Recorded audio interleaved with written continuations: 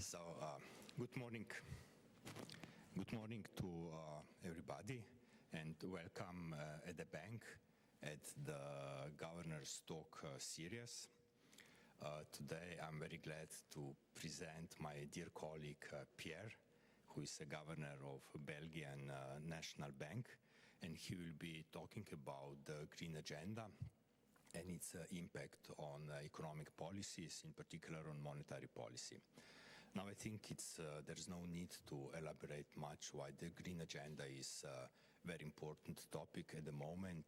We can feel it. This summer was extremely hot in Slovenia, not only in Slovenia, basically across the Europe. We can see it. What was following were big floods, big rains, and then floods in some of the countries neighboring Slovenia. We had the same experience last year. So this is part of the motivation. And of course, all these developments are not affecting only our lives, but they are affecting also the policies we are involved with, macroeconomic policies in general and monetary policy in particular. And of course, we are talking a lot of how to mitigate these risks, these developments, how to align, adopt our policies, but also on the other hand, how to contribute more actively to curb these unwarranted developments. And in this respect, Pierre was always very vocal, very articulate when we had this debate at the Governing Council, and that is part of the explanation why I invited him to have this lecture at the Central Bank of Slovenia. The other reason is that in his previous life, in his previous career, Pierre was also working in the energy sector. So he spent a lot of time thinking about these issues even back then. And I must also say that now, when we are sitting around the Governing Council table, I think that, Pierre, you are the one who invested the most resources into trying to understand what's actually going on. So it's important not only to talk about green agenda, but talked about it in a very argumented way. So I'm really very glad that you accepted my invitation to join us and to present your views on the topic I just mentioned. So welcome, Pierre.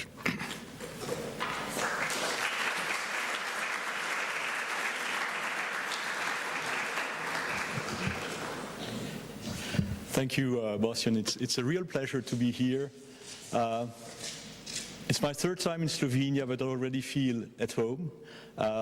My family originally is from this part of the world. My name is actually an Austrian name, but I don't speak German, but it's not far from here. The family was from Brno. And thank you again for inviting me. It is indeed a topic that I'm investing quite a lot in. I have a sort of weird profile or image on this front because I'm really interested in what I would call the real stuff. So how to get to net zero. And then you have the side discussion of the role of monetary policy, which I will touch upon, which really is not, to me, the most important issue. And Boštjan, thank you for your very nice words. And I would qualify you as a friend.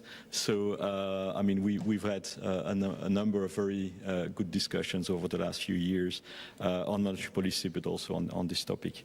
So, okay, the green agenda and its impact on mostly macroeconomic and micro policies, but also monetary.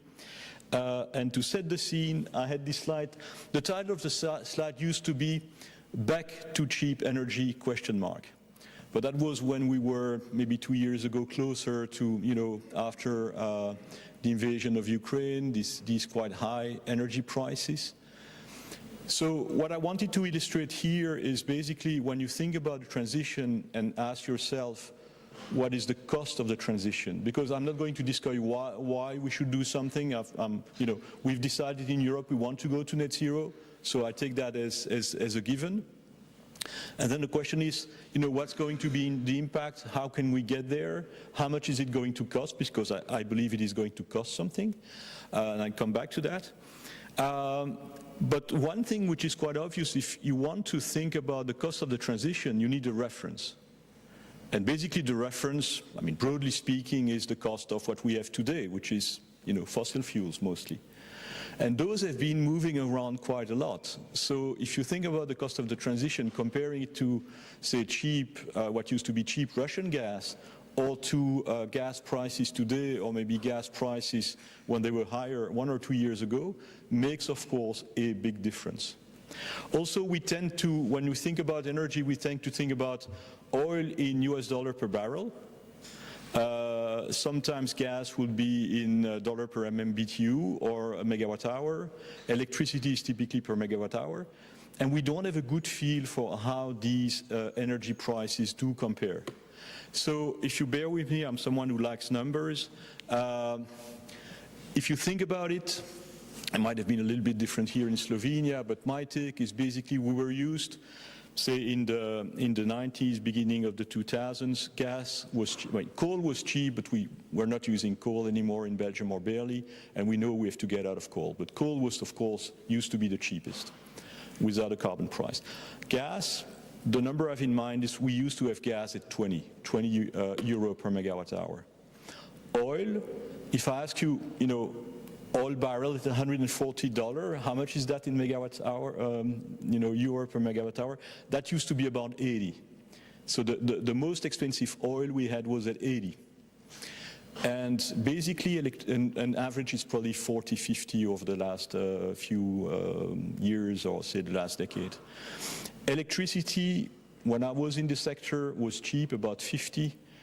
But I think now the norm is that electricity is 100. And gas now has moved from 20 to 30 to 40. And I say that because the transition is really about moving from these cheap energies, sources, coal, gas, to some extent even oil. It's going to be largely moving from those to electrification. So 70% probably of the story of going green is about going electric. When I was in the sector 15, 20 years ago, if you would have asked, can we go electric? The answer was no. It was way too expensive. Back then, the cost of producing solar electricity was €1,000 per megawatt hour. We now have in the literature the hope in some sunny places, Belgium is not part of those, where it could be 20. So that's a factor of 50. Now we know that it's doable at a reasonable price, and that will be maybe the most important message of my speech today.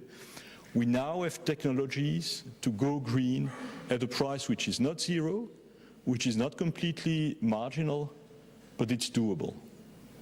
And that is thanks to what you see here, is basically the very sharp decrease in the cost of renewables.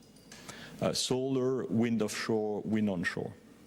So you end up with basically in projection, let's look at 2050, projections on the cost of onshore wind and solar, which is below 50.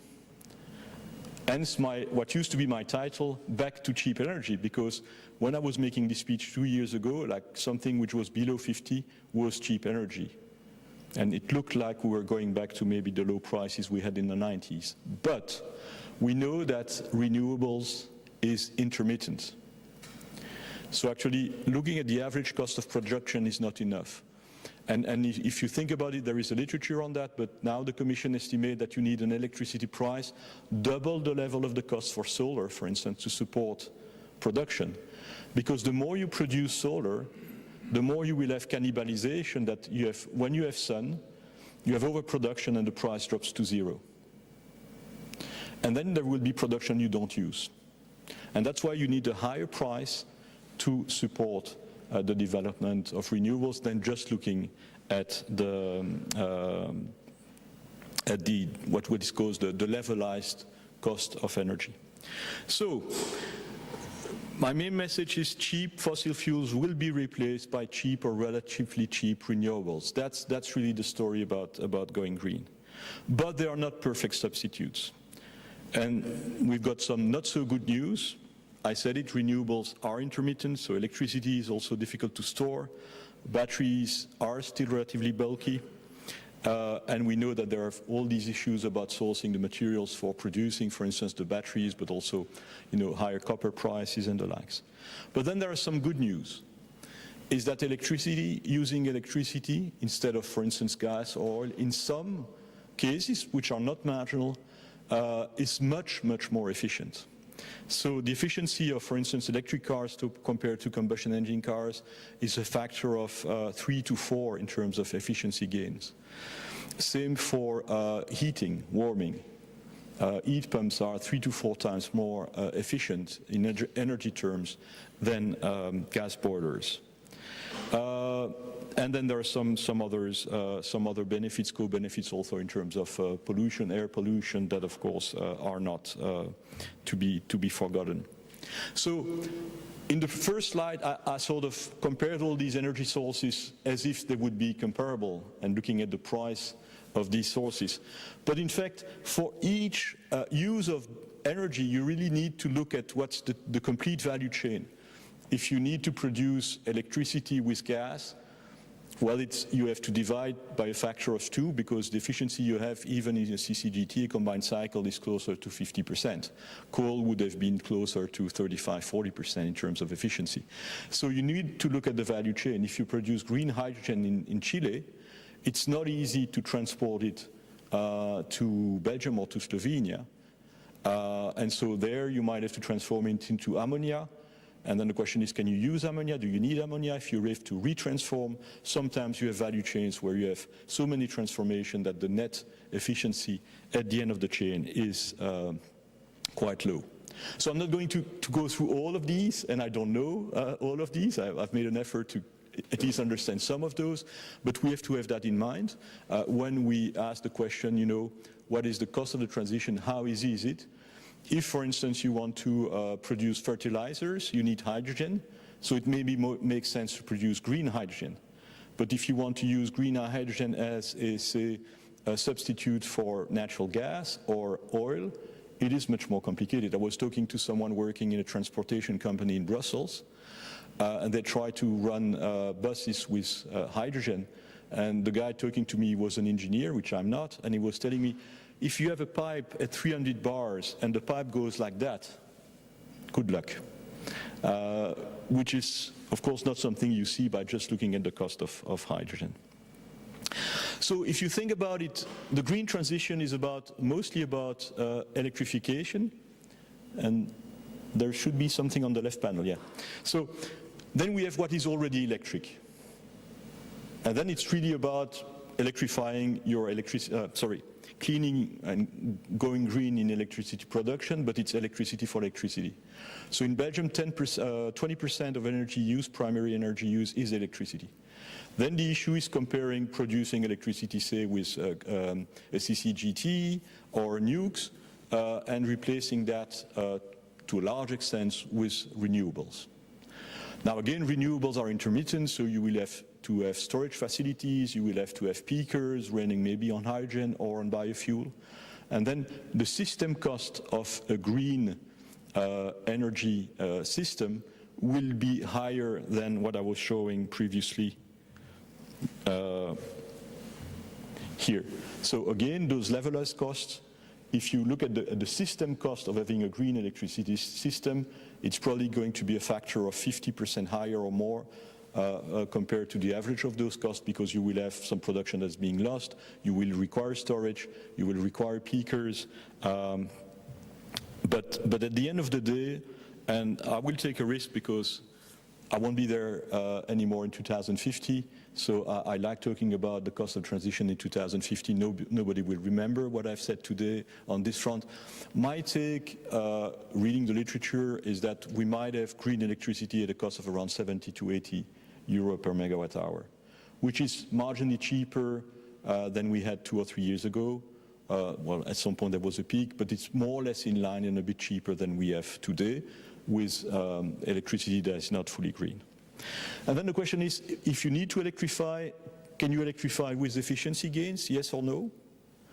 And if you cannot electrify, and in many instances, which are not the majority, but which are not to be forgotten, you cannot electrify, and then you have to look at alternatives. So for instance, efficiency gains in electrification, I mentioned it, essentially heat pumps and EVs, but there are some other niche applications. So let's go to that. Road transportation and buildings. If you used to have a gas boiler at home to warm your house, the cost of gas, again without transportation and everything, but the raw material used to be 20 in Belgium. I don't know if it was different here, but I guess it was not that different. If you would have heating oil, that the cost would have been 40, maybe 50, and you want to go to electricity. If you go to 2050, and then you have, of course, the issue of whether you have solar panels on your roof or not, if you pay for the net, but let's take just the cost of the commodity. If you can hope to go for electricity prices, green electricity prices at 80, the efficiency of your heat pump is 350%. That looks weird because how can you have efficiency above 100%? It's basically a heat pump is taking air and dividing it between cold air and warm air. So it's not producing heat. It is separating cold from heat. And that's why you can have efficiency above 100%. A gas boiler, a good one, the old ones were less efficient, but the best ones have an efficiency of about 90%. 350, 360 to 90, that's a ratio of 4, which depends on outside temperature and many other things. But basically it means that if you have a heat pump with electricity at 80, it is as if you would have gas at 20, but the heat pump is more expensive, and then there is a question whether you need to have heating, floor heating or not. It may require some heavy renovation of your home. But looking forward, over the medium to the long term, if people have time to renovate their house when they do relatively heavy work, we have a technology also for new housing where we basically can heat our homes at a cost that is comparable to relatively cheap gas and probably cheaper than with nowadays prices that are higher. EVs, it's more or less the same story, although there the ratio is more or less the same, but it's not because you have above 100% efficiency. The efficiency of an electric car is about 90%, but the efficiency of a combustion engine is actually quite low. It used to be below 20%. It's now typically around slightly above 20%, and the best cars may be 25. So again, you've got this ratio of about 3 to 4 in terms of efficiency. If you have oil prices at 50 and you divide by 4, if you have electricity prices at 80, you divide by 4, you are below oil at 40.50. 40.50 is when you have the barrel at 80 to 100. More or less, it's factor 1.7. That looks like very good news. The thing is actually the energy component of running a car, driving a car, if you exclude taxes, is quite low. It's only maybe 20% of the cost. And of course, typically taxes are, but when you think about it from a societal point of view, you need to remove taxes, not to take taxes into account. So actually what matters is not so much the cost of oil versus electricity, but the cost of the car itself. And today EVs are still significantly more costly than combustion engine cars. So today decarbonizing using EVs is still quite expensive. But if you talk to people in the industry, and with the huge competition now coming from China, people tell you within 10 years probably, and then you have the question of 2035, probably we can have EVs, the vehicles, more or less at the same cost as the combustion engines. And then again, you can go green for a cost which is close to zero, which might even be negative. What is very important here is when you go for a heat pump, is the ratio of electricity to gas prices, and in Belgium it's still a bad ratio because we have a lot of taxes on electricity. So if you want to be honest, you should not recommend using heat pumps to people because it's more expensive. And that's essentially on the basis of the tax system not being well designed. Okay, what happens when you cannot use electricity? So in between the EVs and the heat pumps, you can go electric without efficiency gains, and then you just compare electricity prices to gas prices. And then it's really like, if like the 80 I was mentioning to 20 used to be, or maybe 40. You still have heat production in industry. If it's relatively low temperatures, 200 to 500, you can then use, to some extent, heat pumps. And then maybe you have to add to that more energy. So there you are a little bit in between. You have some efficiency gains, but you don't have the ratios that I was mentioning. In some other sectors, you cannot electrify. You're not going to electrify aviation except maybe for very, very short distances. So then you need to go for other solution. Aviation will be essentially and most probably not so much hydrogen, but sustainable aviation fuel. That's really biofuels. They are 2 to 3 times more expensive, depending on the price of oil, 2 to 3 times more expensive than oil. But what most people do talk about is carbon capture or hydrogen. We had a nitrogen bubble in Europe. So 2 years ago, everybody was saying hydrogen is the future, green hydrogen. The Greens didn't want blue hydrogen, which is gas with carbon capture. And then if you read the paper, or you read the paper 1 or 2 days ago, but actually there were a number of articles in the last few months, the green hydrogen bubble has collapsed. So now people do understand that actually it's a quite expensive technology. We won't have green electricity in high volumes enough that we can go to green hydrogen within a reasonable time frame. This is interesting because it also shows that there is still in those discussions some kind of communication and even informational bubbles. So if you read the literature 2 years ago, it was all about cheap hydrogen coming online pretty fast. And now if you read the newspapers, it's all about hydrogen is not going to work. Carbon capture is still not clear. If you talk to people, for instance, in Saudi Arabia, they invest a lot. They will even say that you can decarbonize for a cost of €50 per ton, which is steep. I will come back to that. Some people say it's reasonably cheap if the fumes are clean. So if you just burn gas without any mix with some other substances, that would be €100 per ton. Just to give you an idea, decarbonizing for €100 per ton adds the equivalent of €20 to your gas price. So if you have gas and you have carbon capture at $100 per ton of removing carbon, CO2, it is as if the cost of gas would be €20 higher. Just to give you a feel about it. So, it's not extremely cheap, but we've seen gas prices doubling from 20 to 40. We had at some point gas prices way above 50. So just to give you a feel about what it would mean. So carbon capture, what I have in mind today is probably for clean fuels, you may have a complete carbon capture sequestration, where you then put it back to not to the sea, but to oil wells, for instance. It could be as cheap as €100 per ton. But then if you go to more dirty processes, cement production, where you have a mix in the fumes, it's probably above €200 per ton. And 200, it's as if you would have increased the cost of gas by 40, for instance. So basically the message here is when you move to not being able to electrify, to the sustainable aviation fuel, to maybe niche green or blue hydrogen with carbon capture, blue hydrogen, or to carbon capture as such, it is becoming more expensive. And then we will need negative emissions, because some emissions cannot be eliminated, for instance, some in agriculture. Negative emissions, you have two alternatives. One is direct air capture. You just take the carbon that is in the air, and you have some processes to kind of concentrate it, and then remove it. That's very expensive. That's between €300 to €700 per ton. This can only work for small volumes, and it will be very expensive. And then the question is, who's going to do that? Because we have this, of course, public good, which is the air and the quality of the air in this world, in this planet.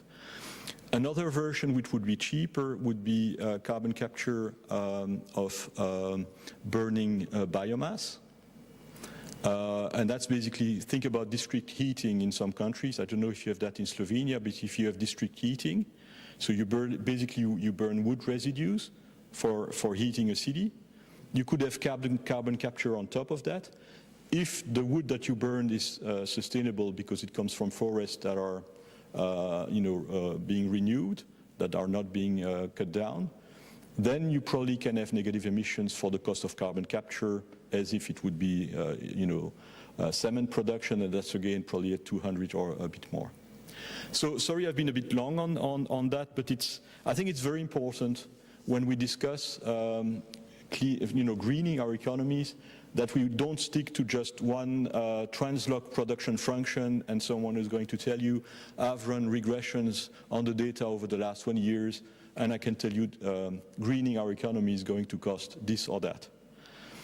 Extrapolating the past where there was no price or basically close to no price on carbon to predict the future, I think it's just meaningless. You're not going to get any result that are robust enough. So the only way to go about understanding going green, I think, is really bottom up. You need to have a fair understanding of the technologies that are available, monitor that, and then really ask the good policy questions. And the good policy questions will only come when you start digging into those very specific considerations. Otherwise, as an economist, you're just going to say, yeah, let's put a carbon price and that's it, and then, let's go on vacation. The other thing I wanted to mention here is that when you look at what is relatively easy and what is more difficult, actually going green for households, if you take the time, and maybe waiting a bit is worthwhile, installing a heat pump if you have a house and you were not going for a heavy renovation, may be very, very expensive. You may want to wait for when your house needs heavy renovation, and then it's part of heavier works, and it's going to be cheaper to do it. But going green for households, it's essentially electricity, cars, and heating your home. Actually, it's probably going to be relatively cheap. Industry, with the not so good news we have on the hydrogen front and the uncertainty on carbon capture, industry is going to be complicated. And of course, industry is tradable. So there you have an added dimension, which is not only what is going to be the cost and whether it's from a macro perspective, whether it's cheap or expensive, but you have the issue of competition. If Trump wins the election in the US, they will keep cheap gas, and cheap gas in the US is not 20, it's 10.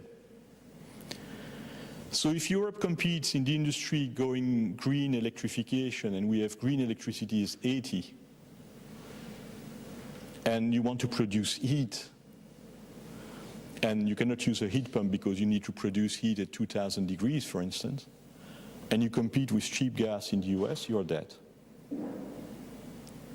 So what I'm getting at here is that when you look at the cost of decarbonization, the macro cost and whether it's doable from a macro perspective, and the issue of competition, competitiveness, and the future of energy firms, intensive energy firms in Europe, are two separate debates.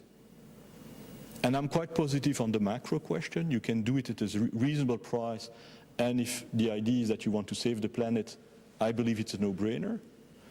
But the issue of international coordination, the issue of level playing field, and the issue of industrial competitiveness is a very complicated one. Okay. I'm not going to dig much more into this slide, but this is really about the issue of heavy industry, saying most of the issue here is producing heat. So close to 3/4 basically of energy demand in industry in Europe is about producing heat. The lower is the temperature, the more you can rely on heat pumps, and you have industrial heat pumps that now can go, I guess, above 200 degrees. So the more you will have the efficiency gains I was mentioning. But if you, at some point, if you want to go above that, heat pumps won't do it, and then you have an issue of competitiveness. Okay, the climate trilemma. This is my short version, but really focus more on the climate issue of the Draghi report, if you want, in a way. We have a trilemma here. Trilemma means you can have 2 out of 3 things, and the things here are trade openness. Europe wants to remain open to trade. The single market, we want to preserve the single market within Europe, and the climate ambition were typically more ambitious than the rest of the planet, and certainly more ambitious than Trump if he would win the election in the US, which is more than a possibility now. So you can have two of those, but you can have the three together. And we already see tensions coming on this front. So basically what we see is, we have cheap Chinese EVs and solar and even wind. They are becoming very aggressive in the wind sector. So we have tariffs on Chinese EVs. We have CBAM, because we want to protect ourselves from cheap, dirty stuff coming from other countries. So we see that the climate ambition is creating some tensions on the front of being open to trade, or wanting to be open to trade. You know about climate reporting. Some firms have to, or have committed to do Scope 3 reporting. So they will report, in addition to their own emissions of CO2 and the embedded energy consumption, they will report on the embedded CO2 of their inputs. Now, we want to trade with India, because India, as China is going the direction we are like, yeah, we should rebalance our trade and trade more with India. India is committed to net zero in 2070.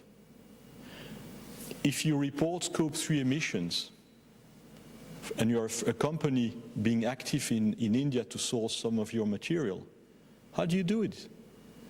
You want to trade with India, but India is not going to go to net zero. So unless you only trade with companies in India that can prove that their full value chain is carbon neutral, you are going to have to report positive emission in Scope 3, and then the NGOs here are going to say, oh, but you're not okay, you're not going green. So what are we going to do there? If you ask the question to people, they don't know. They say, oh, it's going to come later. Let's start with reporting Scope 3 and then we will see. But we have to address those issues. Preserving the single market. As we have this competition from the US cheap energy, and also, of course, the magnificent Seville, but that's another issue. They are much more, they're much better in the digital sphere.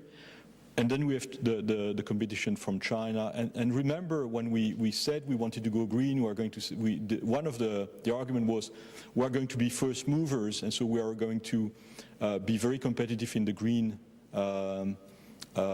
market segments because we will be first movers. Guess what? No, it's China that is very competitive in these market segments. So what do we see now in the steel industry, for instance, in Belgium? Belgian people we are a bit like you. We're not that proud people. We know we are relatively small. We know we're not going to rule the world. But apparently in Njen we have this steel factory, and we claim it's the most efficient of the Arcelor group in the world. Now this is maybe fake news, but that's what we claim. So we really believe that we should keep that one because it's so efficient, and it would be stupid to close it and move it somewhere else in the world. And so the Flemish region has put 400 million on the table to go green on that plant. But Arcelor has more or less the same plant, less efficient, in Dunkerque in France. And the French government has put 700 million on the table to go green on that plant and to preserve it. But then the Germans, they have another plant which is more or less similar, not as efficient as the Belgian one. And they've put 1 billion on the table to go green with that plant. And of course, they're not going to keep the 3, because steel from Europe is going to be more expensive and we're going to lose market shares. So these are the tensions on the single market. We have today a subsidy war in Europe on the industrial front, and the Commission is not watching. I mean, there are some rules, but they are not very binding. And then, of course, the third front on which we see tensions is that you hear more and more voices asking whether our climate ambition is reasonable. And of course, if Trump wins the election and he says we're not going to do anything, it will be a difficult discussion. Should we go to net zero if the US doesn't care? Complicated. My take on it would be, let's focus on the easy part. Let's do the easy part. And on the most expensive part, let's try to progress. But if we kill our industry for it to go to the US and use cheap US gas, okay, a very difficult issue. This is a trilemma because there is no easy issue, so I'm not going to pretend I have an easy answer to those questions. Do we want to be an example to the rest of the world at the cost maybe of losing part of our industry? Let's see. But I mean, at the end of the day, it's not for me to decide, it's for voters, and we've seen what was the result of the last elections in the EU. So, time to progressively come to the broader question of having started bottom up, you know, with even mentioning a lot of numbers and technologies and so on. What does it mean from a macro perspective? If I look at first the communication line that we've been confronted with, basically the Commission has sold for years now the transition as a great opportunity. And actually the Commission has produced macro estimates of the cost of the transition that were, maybe it's going to cost something but completely marginal, but in 3 out of 5 scenarios they had a positive impact on the economy. Aha! So you say we're going to do, I mean basically think about the transition as an oil shock where the oil price and the gas price is going to infinity because you cannot use it anymore. It's actually not infinity, it's the cost of the most expensive marginal technology, which is direct air capture, but it doesn't matter. Think about it, we cannot use gas and oil anymore, so it's an oil or gas shock with the price going to a level where you don't use it anymore. And the Commission says that kind of oil and gas shock is actually positive for your economy. This is a bit weird. And why am I insisting on that? Because it shows how difficult it is to have an informed discussion on the climate transition. It's very emotional, and you have publication biases, you have messaging of the communication, and basically if you want to convince people, we've been coming with a lot of good news to convince them. The problem is that when it unravels, farmers go to Brussels and say, you know, you've sold me a great opportunity story. You have not sold me it's going to cost something story. So now I'm angry, and then I go to Brussels with the tractors, and then it unravels. So I think we need to become honest about the cost of the transition. If we keep saying it's going to be party time, great opportunity. We had a meeting at our constituency meeting in Moldova, and there was someone from an international organization I'm not going to name, who was selling the transition as this, we need now to leverage the great opportunity of the transition. Well, Moldova is suffering a difficult situation. They used to have very cheap gas from Russia. They now have to import it from Romania. And we tell them, and tomorrow it's not even going to be relatively cheap gas from Romania. It is going to have a cost. And if we are not honest with people, well, it's fake news. And when it's fake news from Trump, we say it's terrible, it's fake news from Trump. Let's beware that we don't produce our own fake news. Now, that is, say, my more critical message on some of the communications we've been doing in the past. Is it doable? For a country like Belgium, we emit 10 tons per inhabitant, so we are on the high side because we have a lot of industry in the port of Antwerp and some other places. Our best estimate, and it's really averaging all these costs per ton that I was mentioning here, we have about a cost of 3 to 3.5% of today's GDP. If we have growth for in the next 25 years, it's about 2.5% of 2050 GDP, which if you think about it, is really losing year on year 10 basis points of growth. And you aggregate that to 25 years, that's about 3% of GDP. If you ask me, would you save the planet at the cost of reducing your growth rate by, say, the cost of a permanent oil shock, 10 basis points of growth per year? I guess I would say let's do it. But I would still say there is a cost, because otherwise you're not honest with people. And in some sectors the cost is going to be substantial, and in some sectors the cost will be you close down because you are not competitive anymore. And we need to come clean on that. Okay, it's not only about the macro cost, it's also about the impact it's going to have on the economy. The climate transition is an industrial revolution, but it's the first industrial revolution that is policy-driven. It depends on policy. I mean, solar is now competitive, so even without policy you are going to have solar panels. But the rest, a lot of it still depends on policy. And that means that the uncertainty is big, because you don't only have the uncertainty on the technology front, but also on the policy front. So you invest massively, or you want to invest in EVs, and the government is giving subsidies for people to buy EVs, and then no subsidies anymore. EV production in Europe drops, and you see a number of companies having to take losses. And the last year we've seen so many news on the green front where companies have been losing money on the green front. Siemens Gamesa, Umicore, Van Hool in Belgium, automobile producers, Northvolt, the battery factory in... so this is risky business. So this idea that brown is very risky and green is, you know, a walk in the park. No, we've seen a lot of companies trying to invest in the green stuff. It is risky business. It's new technology, and there is regulatory and policy risk. We work in a central bank. I mean, many of you work in a central bank, I understand. So we care about interest rates, we care about inflation. A lot of people tell you to go green, we need to increase investments, and Draghi is in agreement with that by net. Growth is more, but net about 2% of GDP. Higher investment means higher interest rate, higher R-star. Higher cost, maybe higher inflation. Although in theory, we know that inflation, it's about relative prices, and you know, if we are well anchored, it shouldn't matter, but anyway. Now, if we take a macro model, and I'm sure you've done that here, and you inject basically an oil shock, because you are going to inject a CO2 price, and the calibration of your model is a calibration you've done on what you had in the past, which was oil shock. So that's your best way of trying to estimate the impact. What is the impact on an oil shock in a macro model on investment?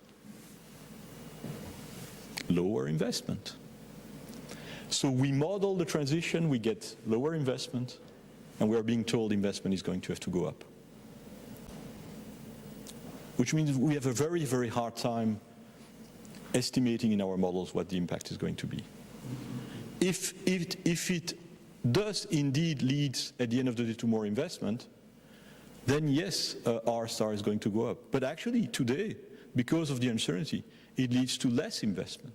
Firms are like, green is risky and not very profitable, brown is not okay, we don't invest. That's what you see today in Europe, I'm afraid. So, a very uncertain impact on the macroeconomy. We need to keep looking. We need to study it. That's a no-brainer. We need to study that. But it's not easy for many reasons, but one being the one I just mentioned. So what are the issues, the main issues? I guess the main issue is that there is little time left if we want to go to net zero by 2050.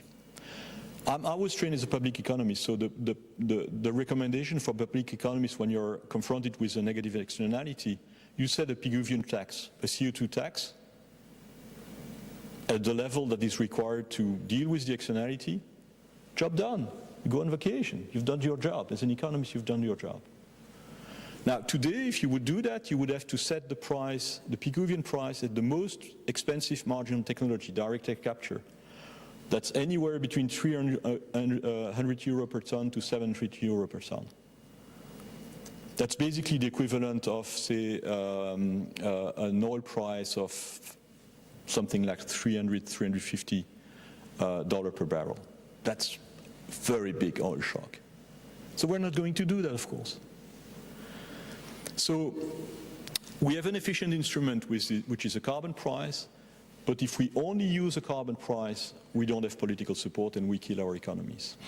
So then we need to use other instruments, like we go for full EVs in 2035, regulation. We have, at the margin, we force airline companies within Europe to use sustainable aviation fuel 2% more per year. You could say this is not efficient because you don't have the same carbon price for all technologies. But there is a trade-off between being efficient and political feasibility. So I think we don't have the choice. We need to combine different instruments. It's not going to be possible only with a carbon price. With today's carbon price of 80, you don't work on sustainable aviation fuel without an additional regulation. You don't work on green hydrogen with the cost of a carbon price of 80. It's just too low. And by the time it will be high enough, you run out of time. But the problem with that, if you don't use only carbon pricing and you also use other instruments, you lose focus on efficiency. And then you have these policies that are way too expensive and probably even sometimes not doable. You know, gas boilers in Germany, we go from one day to the other, no gas boilers anymore. They don't have the technicians. In some cases, if it's an old existing housing, you don't even know technically how to do it. This idea that you go for all housing stock to label A insulation, you know, this idea that the cheapest energy is the energy you don't use. Well, insulating a house to label A is very expensive. It's probably per ton above 200 or 300 euro per ton. This is a very expensive way to insulate. In Belgium, we have regulation in all regions mandating by whatever date insulation to level A. Then you lose focus on efficiency. And if you lose focus on efficiency, what happens? It is costly, too costly, and you have a political backlash. And that's main issue number 2, how to keep the voting public on board. And let's face it, I mean, if you look at the results of the last elections in Europe, the Green parties have been trounced. And part of it is just that they've positioned themselves with a package which was green and wokeism and anti-capitalism in some cases. And you have people on the other side that have rejected all together, including the Green part. Now, Green Party is not responsible for climate change. And we still need to find a solution. It's being angry at Green parties is not going to solve the problem. But again, we've been overselling the transition as good news, and we have a communication problem today in discussing with people the effort that needs to be done. Main issue number 3, and I'm actually going to dismiss that issue, but it's what you all hear about all the time, is financing the transition. You hear repeatedly and again, we need to find hundreds of billions for the transition, for financing the transition. I will ask you something. Could you please look under your seat if by any chance there are not a couple of hundred billions just, you know, having been lost there? So the way we frame the discussion is the wrong one. We have excess savings in Europe. We had 10 years of very low inflation interest rates. So our problem is not finding money. We have excess money. We have excess savings. Real interest rates are still close to 0, even today as we are we've had to hike interest rates. So the problem is not finding money. The problem is how much is it to cost? Who is going to pay? But by framing the discussion as finding money, you have people, and sometimes people that don't know a lot about financial system, that start dreaming that if the bankers, you know the bankers, and you know the fat guys with a cigar, and that's still the image bankers have in our societies, if only those bad guys would agree to finance the transition, it would be done. Nobody would have to make any effort, it would just be done. And that's the climate finance agenda, convincing people to invest in green stuff. And you guess what? They will invest in green stuff if it's profitable. And if for it to be profitable you need regulation, we will have to have regulation. And if that regulation forces you to invest on things that are expensive, people will notice. And we go back to issue number 2, getting the public or keeping the public on board. So I don't think this is the main issue. I don't think CMU is going to help more than marginally. I think banks are today capable in Europe to finance EVs, to finance even carbon capture, and to finance heat pumps. The thing is, it is going to cost. And that's where we have the most important constraint. Impact on monetary policy. Well, depending on whether we are going to invest much more or not, you may have an impact on R-star or not. You may have here and there more price volatility because of lithium prices and so on. But at the same time, we're going to walk on 2 legs. Previously, in the past, most, if not all, inflation episodes were driven by oil prices. Now, if we go to EVs, at some point we're not going to have oil shocks anymore, because we're not going to use oil anymore.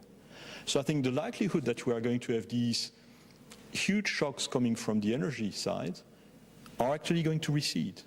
And they will probably be replaced by a lot of smaller shocks on the food chain because of physical impact of climate change, and here and there lithium prices, cobalt prices, copper prices, and the likes.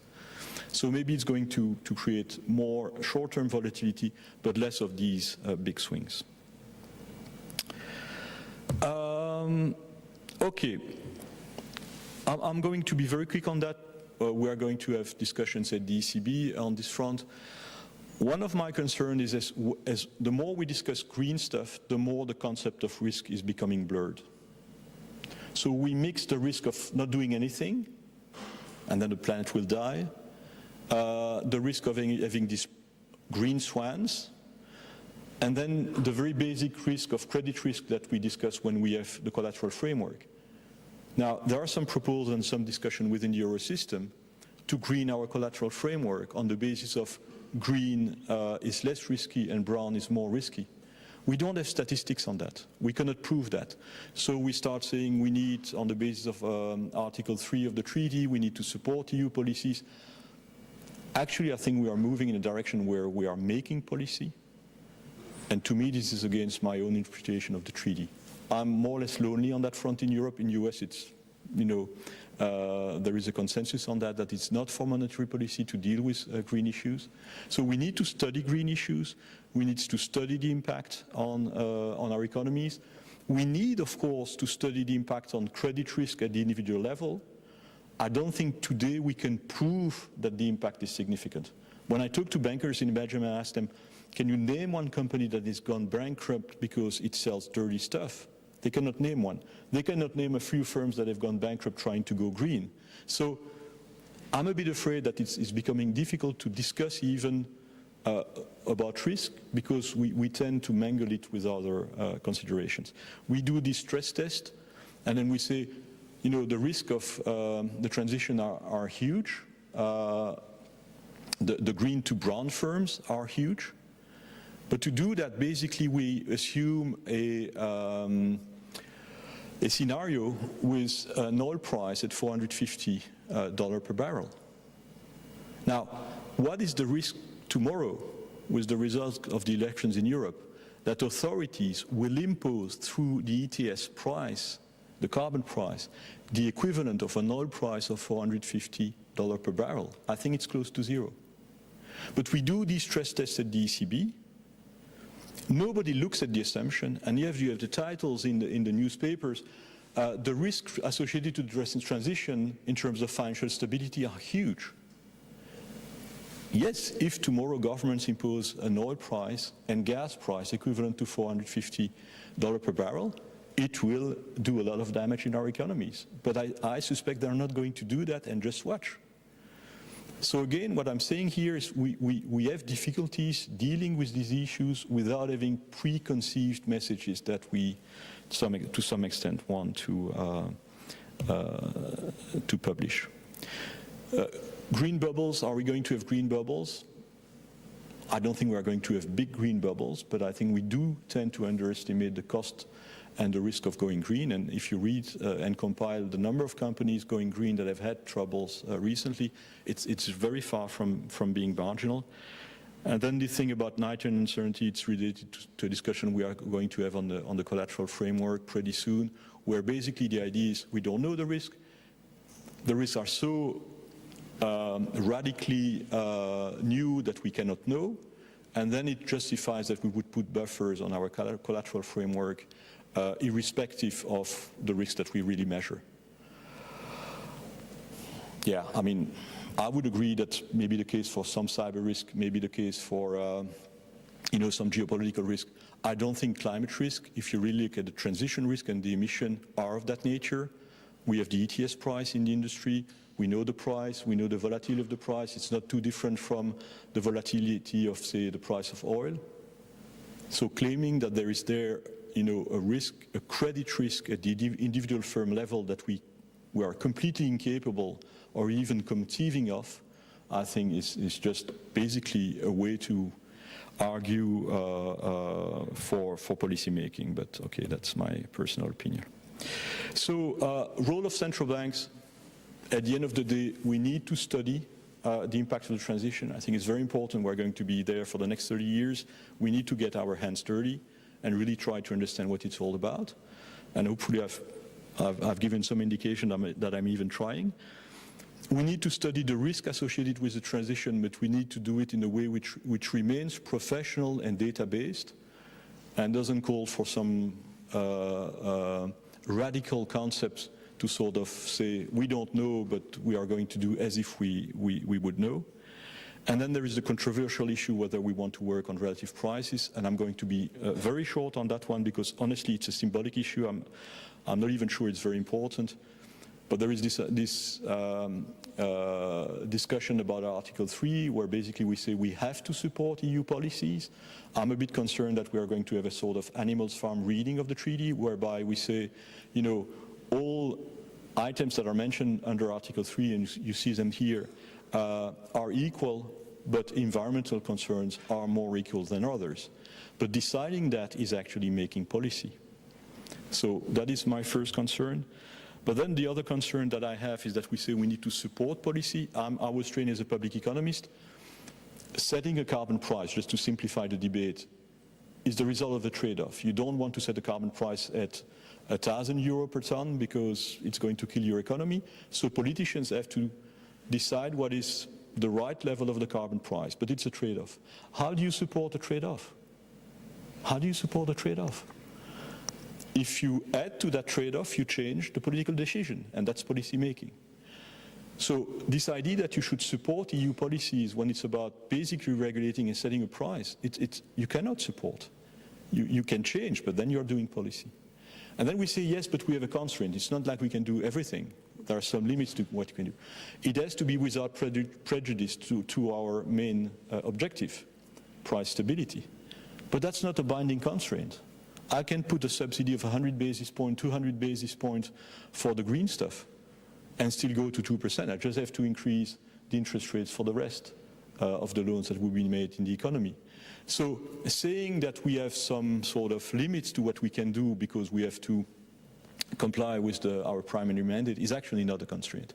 We have multiple instruments. Tomorrow we could say, there is a huge problem of access to housing. We are going to subsidize mortgages for poor people.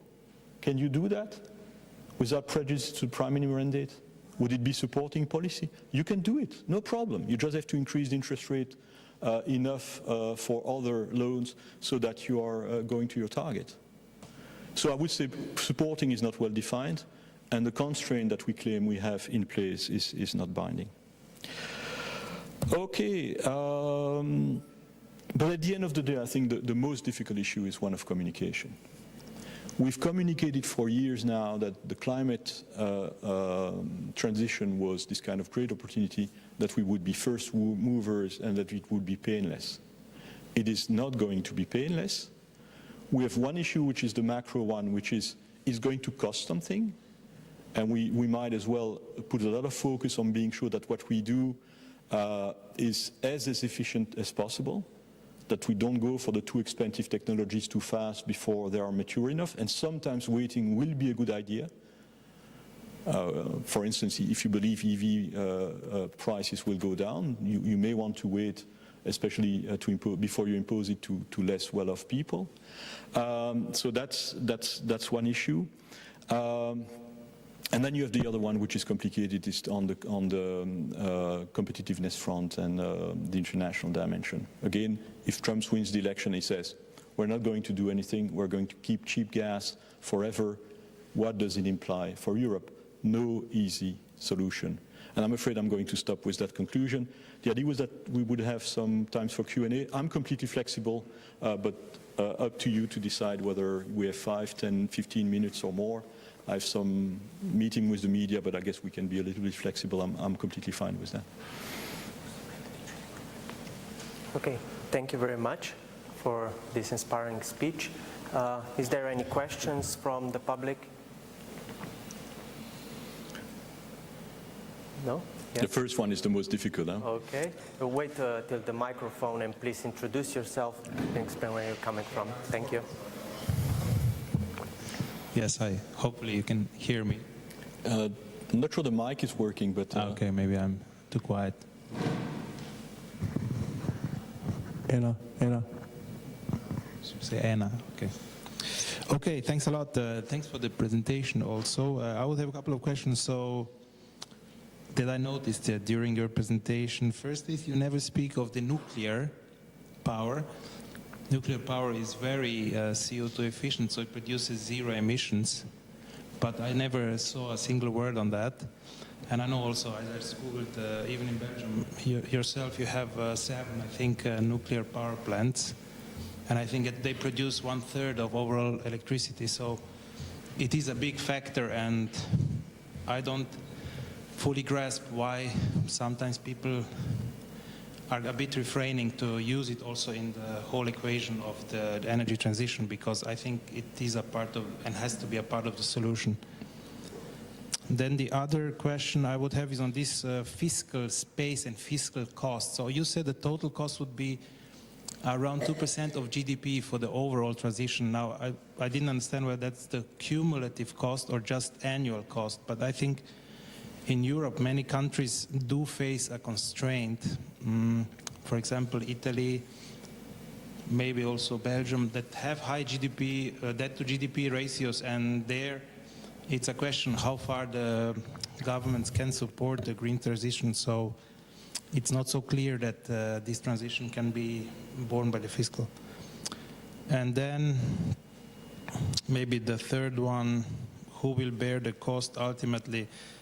So I think firms will have a lot of pass-through to the consumer also, so it's a question. Maybe the firms won't go default because of the green transition, but the customers will ultimately have to face higher costs, and we've seen what happened with energy prices. So energy prices were costly for firms, but firms passed it on to the consumer, so we faced much higher inflation, and then were additionally hit with higher interest rate as consumers, but no corporation until now defaulted because of, let's say, energy crisis that we had. So it could be similar, that's the problem, and that's why the voters are maybe turning away from green, what you were mentioning also. Thanks a lot. I'm getting old, so I had to note it down. 1 I can remember, 2 I can remember, 3 I wanted to be sure. Okay, nukes, I didn't mention nukes.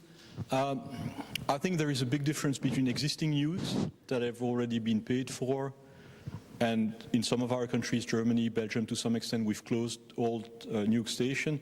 Of course, it's a very emotional topic, but when you need to accelerate the transition, might not be a good idea. New nukes, we don't know, but it's likely to be quite expensive. The EPR was a complete failure. That was extremely expensive. I saw the European pressurized reactor, they would build one in Finland, 10 or 15 years delay, one in France. So that's very expensive nukes. We've forgotten how to produce in Europe nuclear plants, because we've stopped for 20 years. EDF doesn't know how to do it anymore. The security requirements are such that they are very expensive.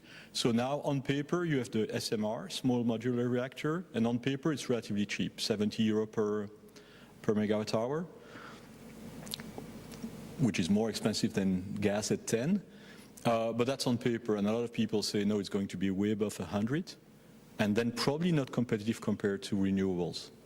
Also the thing is, renewables are intermittent, so what you really need is a production of electricity when there is no sun and no wind, and nuclear is really typically base load. So there might be a future for nuclear, for instance, if you are close to industrial processes where you need heat, because then you can have a sort of, you can reuse the heat of the nuclear plant if it's possible, and then you divide the cost by 2, more or less. So there is room for nukes, but I think it's going to be a small part of the solution, not a big part of the solution, because it takes so much time and because of the uncertainty on the cost. But I'm not against it, certainly not. Fiscal cost, what I was mentioning was the impact on the economy, not on fiscal. As such, it doesn't have to have an impact on fiscal. Because, yes, it's, technology is going to be more expensive here and there, and then it will be passed through to people, and then you don't need to intervene as such from fiscal. The thing is, indeed, if you want to have people support and popular support, and it does cost something. You may need subsidies to be able to sell that politically to people. And then subsidies, yes, then it becomes fiscal. And there indeed, we do have in a number of countries a relatively strong constraint. And we've seen that in some countries they were offering subsidies for EVs, but as soon as the volumes were going up, the cost of those subsidies was becoming substantial, and then they stopped. And then the industry is saying, hey, you are creating a risk there that is really damaging. So it is part of why it is indeed difficult. The pass-through, I think I've already more or less answered. I mean, at equilibrium, if your technology is more expensive, it will have to be passed through. The thing is, today when you talk to firms, most of them tell you, I cannot justify a higher cost. So if I go green, but it's not mandatory, I just go green for the sake of going green, I tell people, look, my product is green, pay more. Most firms will tell you that customers will not be willing to pay more. Of course, there are some niches. If you look for, bobo people living in cities like me, there may be a niche. So some firms will specialize in green stuff that is a bit more expensive. Tesla, in a way, has done that. The first Tesla were way more expensive, but they were targeting a public that was willing to pay more. But broadly speaking, I think that's only niche. At the end of the day, if we need to go green, we will have to sell green products to everybody. And it will have to come from regulation, because some of those products will be more expensive, and then you will, I would say by definition, have to have a pass-through. But maybe it requires regulation, so maybe it has to be mandatory then. Okay, any more questions?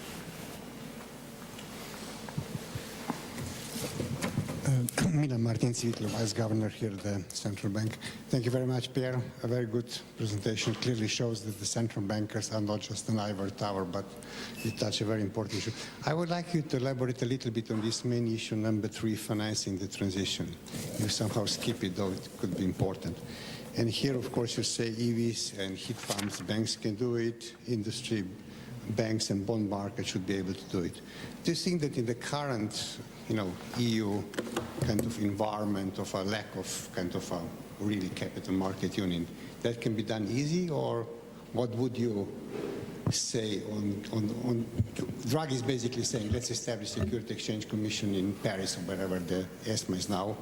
What is your take on this one? What would you do to kind of finance the transition? Thank you. So capital market, essentially the question is capital market union, can we do it? Will it help in terms of the transition? That's really one domain where it's very difficult to even know what we're talking about. Because it has become sort of a mantra that you repeat again and again, we need to go for the capital markets union. We've been trying for 10 years. And even at my level, I'm supposed to be informed, I have access to people, I can ask memo. It is difficult for me to understand today what the impact would be of the proposal. We are supervising a number at the National Bank of Belgium, a number of important market infrastructure, Euroclear, Bank of New York Mellon, SWIFT, MasterCard Europe. And we're being told if that moves to Europe, it would be so much better. I don't know. I haven't seen what we do wrong, and that would be so different if it goes to Europe. The proposal of having a single supervisor, I think short term is not going to change anything. Maybe over the medium term, having a single supervisor, it will identify some issues, and it will put pressure on politicians because of some singularities in the regulation that will, lead us slowly but surely to move in the right direction. But most of these things are already taking place. You have many initiatives from the Commission. So I have a very hard time understanding why having a single regulator or supervisor, in this case supervisor, would be such a game change. Am I against it? No. I mean, if it's positive and if there are benefits, let's have the discussion. But when I hear if we don't do the capital market union, we're not going to be able to do the transition, then I'm a bit afraid, I'm a bit concerned, because we've been trying for 10 years. And then when I look at really what it implies to go green, heat pumps, EVs, the chemical industry investing in greener stuff, all of that looks doable in the current environment. I think where Europe really lags behind is risk capital. And risk capital is complicated. It's really an ecosystem, and it's much more than just a single supervisor. Maybe having a single supervisor can help, but it's not going to change in one day. And I think it's much more the digital part of our economy where it could make a difference. On the green part, of course, we will need some innovation, but most of it is incremental or relatively incremental innovation now. So I would not oversell it.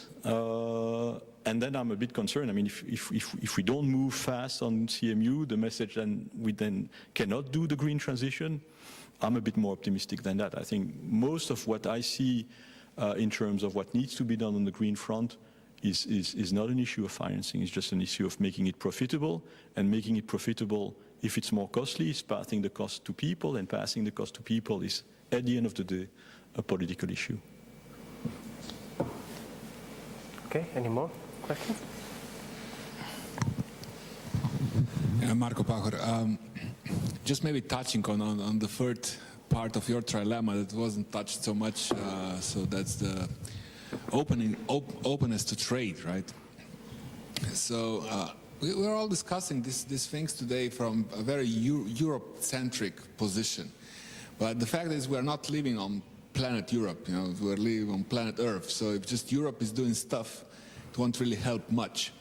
And you were mentioning the US and losing competition against the United States, but it's not just the United States, it's also the other parts of the world. You know, you have BRICS, and you know, the global warming is not symmetric, it's not hurting everyone. You know, there's, you know, parts of the world that's even maybe gaining from it. So how do we actually address this? And I don't think the answer is just, oh, we'll just, you know, we have this mechanism of pricing carbon also that comes to Europe. But I mean, at some point, you know, they might, you know, just go and say like, okay, we don't care about Europe, you know, we'll grow our own markets. You know, Chinese would like to grow their own domestic markets. India, all the South Americas, you know, they want to grow their own markets, increase, and they might be gaining from the transition. So how do we address that? You know, so will they follow the Europe as a lighthouse here? I mean, yeah, the international dimension. I mean, it's a public good. So the level of CO2 emissions worldwide is a public good. When you have a public good, you have free riders.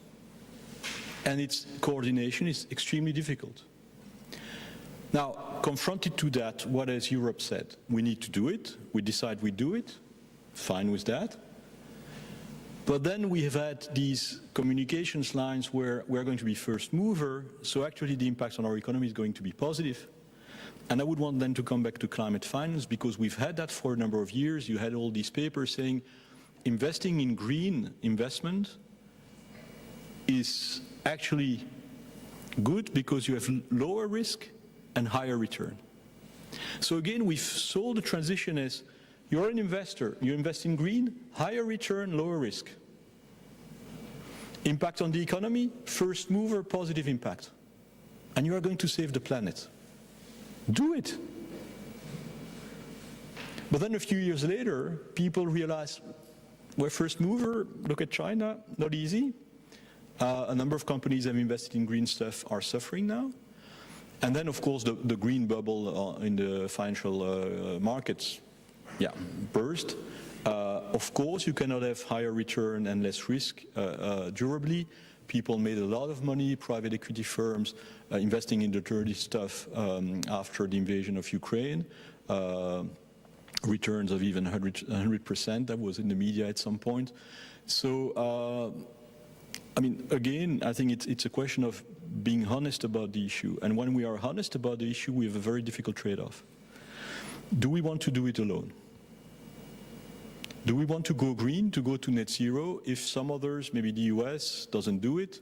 If China, China is weird. I mean, they still invest in coal, but they have a lot of EVs and solar. So, so it is complicated. And that's also the reason why, I mean, we are not completely naive. We have CBAM, we are going to have tariff on Chinese EVs. Problem is CBAM is protecting you from import. but it doesn't protect you if you export. So those are very, very difficult issues. I think what we need to realize in Europe is our capacity to impose our norms to the rest of the world is going down. So you had this paper recently which was, US innovate, China imitates, Europe regulates. And we're proud of that. We were regulating the world, and the Commission was the leading regulator in the world. The Draghi report says, yeah, okay, but sometimes it has a cost. I mean, we might over-regulate here and there. By the way, you're responsible for bank supervision. We may need to have a discussion on that front as well. I'm not talking capital levels, but I'm talking all these reports and forms that have to be filled in. We may have to have a discussion, at some point on that as well. So I was meeting someone from a car manufacturer at Bruegel's annual meeting, public affairs person, and I was expecting she would tell me about Chinese EVs, that she would tell me, that was, of course, everybody's talking about that if you're a car manufacturer. No, she was not talking about that. She told me, the deforestation directive, it's a nightmare. We have to prove that as a car company that we are not contributing to deforestation, and it's, we are not, but it's so difficult to prove. So yes, I mean, we have decided that we would export a lot of norms that we have in Europe on climate, on deforestation, on ESG. We have these avalanche of new regulations, CSDR, ESG stuff and all that. Firms have to publish climate plans. I mean, okay, let's say you're a transportation company, big one, and you have to write down a climate plan. How do you go to net zero in 2050? How do you do that? You have trucks today that they run on combustion engine. And the literature says, hopefully by 2040, you have competitive electric trucks. Hopefully, maybe not for the heavy duty one, that might be hydrogen, but for the medium-sized one, maybe trucks will be competitive. So what's your plan? According to the literature, hopefully it will be competitive in 2040, and I wait till 2040. If you write that down, you have the NGO saying, hey, he doesn't want to go minus 55 by 2030. And you're an economist. You know that when you put a price on carbon, it is precisely because you don't want, I mean, some of you are economists. I understand that in central banks, not everybody is an economist. It's precisely because you know that by setting a price, the reduction in emissions will not be evenly distributed. Some firms will have access to cheap technologies and they will reduce 100%. And some others don't have access to that technology and they will just wait before the technology is available.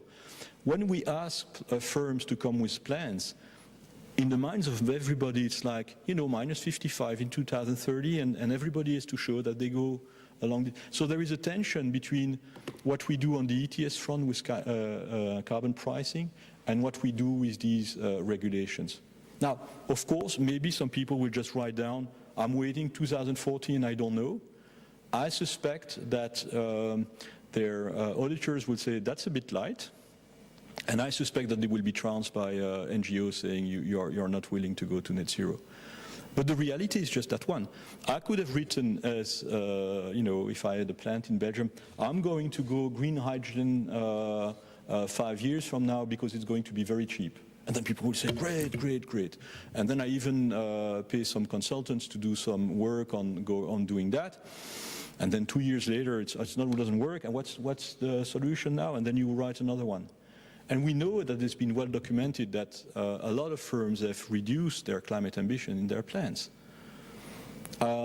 Is it as such a bad idea that firms look at how to adapt to what is going to be an industrial revolution? No, of course. Are we sure what we really want to do with those plans?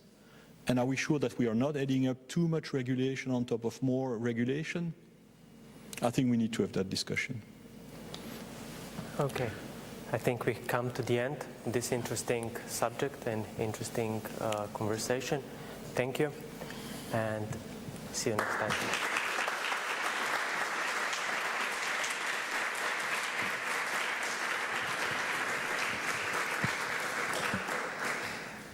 So, Pierre, thank you very much for this lecture. It was extremely interesting, a lot of interesting points, positions, views. I will not comment on them because obviously I'm very biased because I agree with basically all of them, and that's also a reason why, which is in the background of your orientation. But it was also interesting how you frame the whole debate, how you put it into the broader context, and it is extremely important for all of us, especially for us from the central bank, because yes, as you hinted, we will soon discuss and decide on further steps as regards of ECB, and it's important to have this broader picture in mind before we finalize our position. So thank you very much again. And hkrati hvala lepa vsem, ki ste se udeležili tega zanimivega predavanja. V banki pred koncem leta verjetno načrtujemo še en dogodek, o njem vas bomo obvestili.